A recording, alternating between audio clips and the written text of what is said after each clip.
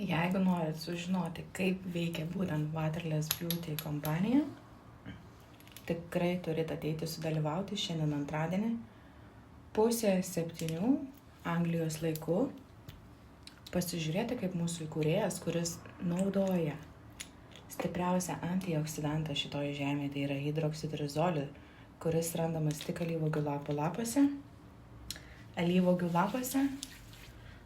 Tai turit būtinai ateiti, pasižiūrėti, kodėl verta išmėginti šitos produktus, kad pasiektume tokius rezultatus.